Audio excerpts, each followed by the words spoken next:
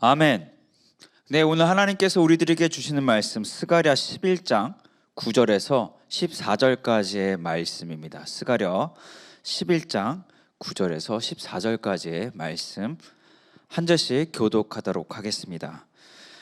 내가 이르되 내가 너희를 먹이지 아니하리라. 죽은 자는 죽은 대로, 망하는 자는 망하는 대로, 나머지는 서로 살을 먹는 대로 두리라 하고, 이에 은총이라는 막대기를 취하여 꺾었으니 이는 모든 백성들과 세운 언약을 폐하려 하였음이라.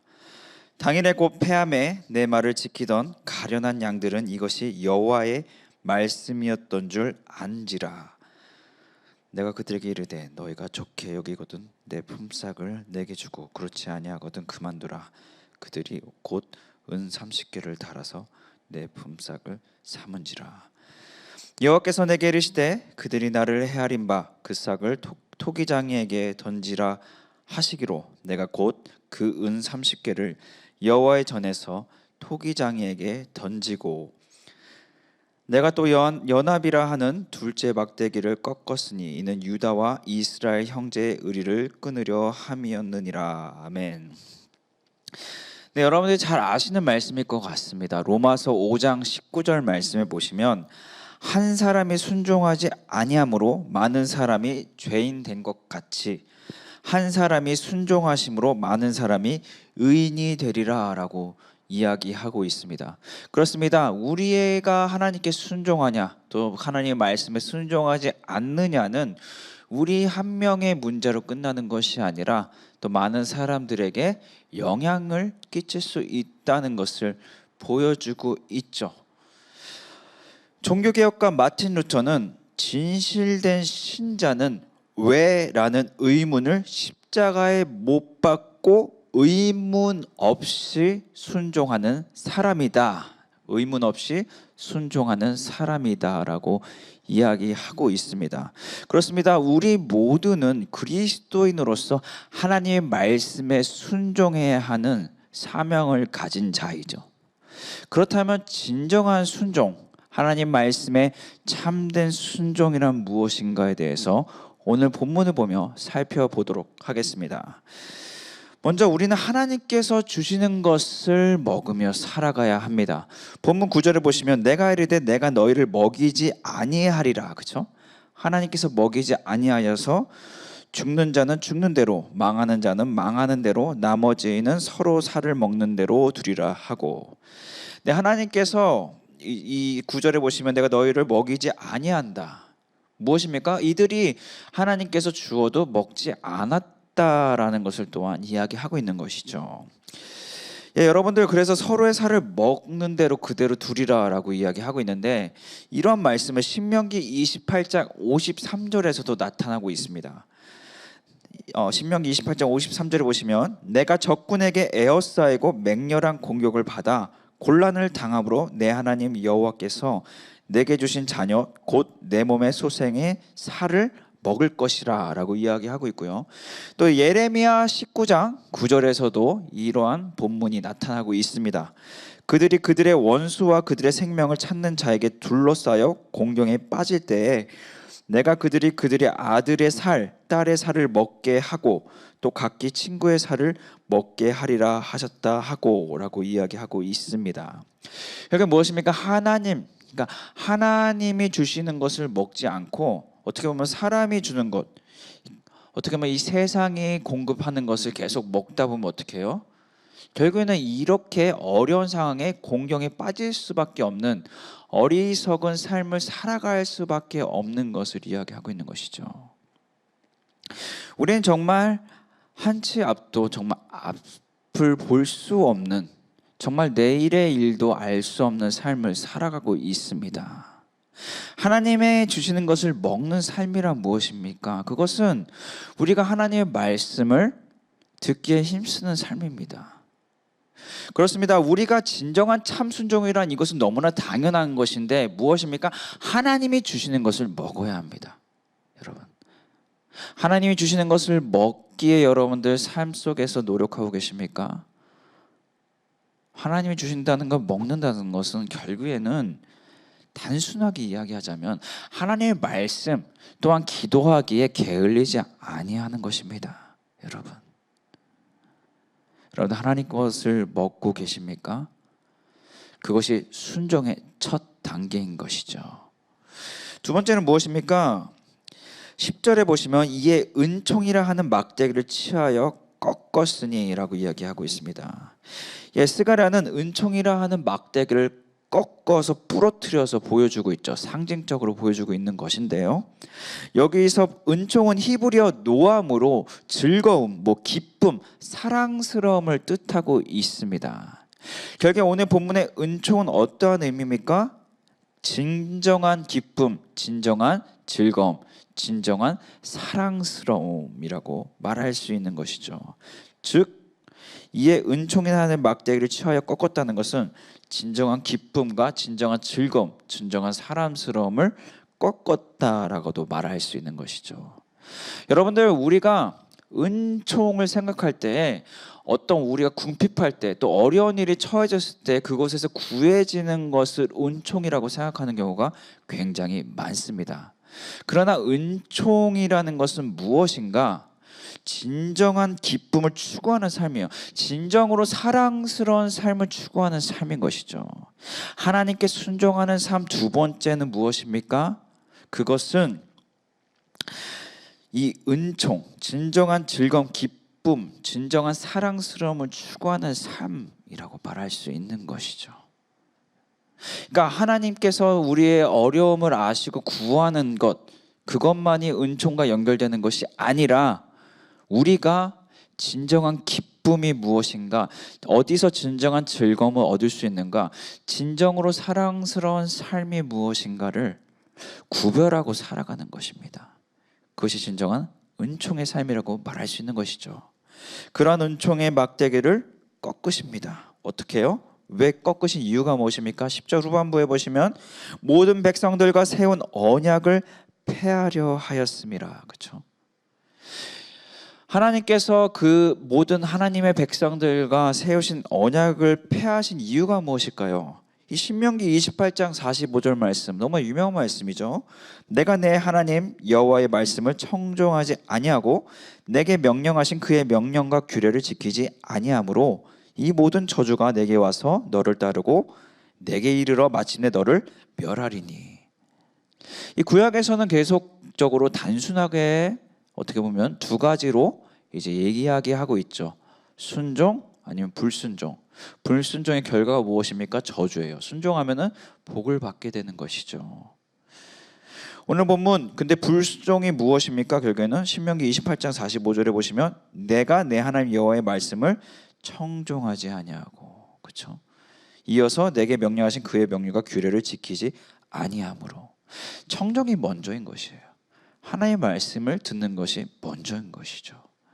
여러분들의 일상이 바쁨, 당연히 바쁘겠죠. 모든 사람들이 지금 현대인들이라면 바쁘게 살아갑니다.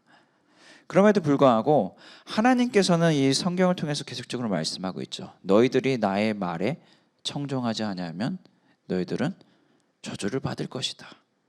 하나님께서 우리들이 저주 받기를 원하셔서 그러실까요? 아니죠. 이것은 저주를 받게 하지 않기 위함인 것이죠. 경고의 메시지라고 말할 수 있는 것이죠. 너희들이 그렇게 살지 않았으면 좋겠어 라고 말하는 것이죠. 결국엔 이 오늘 본문의 은총, 결국엔 이것이 진정한 즐거움, 진정한 사랑스러운 어떤 삶을 추구하는 것이다 라고 볼 수 있는데요, 그러한 삶이란 무엇입니까? 결국 하나님의 말씀에 청종하는 것인데, 이어서 20명기 28장 45절에 이야기하는 것 같이 하나님의 말씀을 지키는 삶인 것이죠. 11절에 보시면 당일에 곧 폐함에 내 말을 지키던 가련한 양들은 이것이 여호와의 말씀인 줄 알리라. 그렇죠? 그러면서 12절에 이어서 이 품삯이 나오죠. 내가 그들에게 이르되 너희가 좋게 여기거든 내 품삯을 내게 주고 그렇지 아니하거든 그만두라. 그들이 곧 은 30개를 달아서 내 품삯을 삼은지라. 여기 은 30개는 이 출애굽기 21장 32절, 출애굽기 21장 32절에서 언급하고 있는데, 여기 보시면 이게 소가 이제 종을 이 소가 종을 들이받아서 죽었을 때 이 종의 주인에게 지불했던 값이 바로 은 30개였다고 합니다. 그러니까 굉장히 이게 높은 가격이 아니에요. 굉장히 낮은 가치를 이야기하고 있어요. 이어서 13절에 보시면 그 싹을 토기장이에게 던지라. 그렇죠? 근데 당시의 토기장이는 최하위 계층의 사람이었다고 합니다. 그러니까 굉장히 하나님께도 모욕스럽고 종에게도 굉장히 모욕스럽게 되는 것이죠. 하나님의 뜻에 어긋난, 이제 벗어난, 이제 불순종의 삶은 결국엔 무엇입니까? 결국에는 그 가치를 굉장히 떨어뜨리는 삶을 살아간다는 것이죠. 제가 아까 이야기한 것 같이 은총은 진정한 기쁨, 진정한 사랑스러움과 연결돼서 우리가 생각해야 된다고 말씀드렸습니다. 여러분들, 하나님의 뜻이 어긋난다면, 하나님의 뜻에 불순종한다면, 그것이 선행일지라도 그것은 진정한 기쁨, 진정한 사랑스러운 모습이 될 수 없는 것이죠. 그것을 말씀하고 있는 거죠. 또한 은 30개라는 표현을 통해서 그 값을 통해서 그 사람의 값어치는 떨어질 수밖에 없는, 토기장이라는 어떤 그 언급을 함으로써 그 가치가 더욱더 떨어질 수밖에 없는 것을 이야기하고 있는 것입니다. 그렇습니다. 진정한 우리가 모두가 행복하고 정말 기쁨의 가득한 삶, 정말 사랑스러운 삶을 살아가기를 원하실 것입니다. 여러분, 그런 삶은 하나님의 말씀에 순종하는 삶인 것을 우리 잊어서는 안 됩니다. 그것이 바로 은총이에요. 여러분, 우리가 날마다 하나님의 은총을 구하고 살아가고 계시죠? 그것은 우리의 문제가 해결되는 것이 아니에요. 진정한 은총을 구하는 삶이란 하나님 진정으로 기쁨 안에서 거하는 삶을 살아가기 원합니다. 하나님 정말 진정으로 사랑스러운 자로서의 삶을 살아가기 원합니다라는 기도인 것이고 고백인 것이고 삶인 것이죠. 진정한 순종이란 무엇입니까? 참 기쁨 안에서 정말 참으로 사랑스러운 자로서 살아가는 삶이다라고 말할 수 있습니다. 그러나 이것 또한 우리가 하나님의 말씀을 경청하고 그 말씀에 순종할 때 이루어진다는 것을 보여주고 있습니다. 이어서 뭐라고 합니까? 14절에 보시면 내가 또 연합이라 하는 둘째 막대기를 꺾었으니 이는 유다와 이스라엘 형제의 의리를 끊으려 함이었느니라. 그렇죠? 연합이라는 둘째 막대기를 꺾었다. 이제 북이스라엘과 남유다가 이제 찢어지는 것, 어떤 분열될 것을 상징한다라고 볼 수 있죠. 그리고 그 둘이 그냥 북이스라엘과 남유다로 그냥 찢어지는 것으로 끝나지 않아요. 이 남유다, 더 나아가서 유다 백성들은 어떻게 삽니까? 많은 지파들로 막 나뉘어요. 뭐 바리새파, 사두개파, 에세네파, 헤롯 당, 막 열심당 등등 많은 어떤 파당으로 나뉘어집니다. 여러분들, 진정한 순종의 세 번째는 무엇인가? 연합이에요. 연합인데 이 연합에 대해서 어떻게 이야기하고 있어요? 14절에 보시면 이스라엘 형제의 의리를 끊으려 함이니라. 여러분, 연합이라는 것은 의리인 것이에요.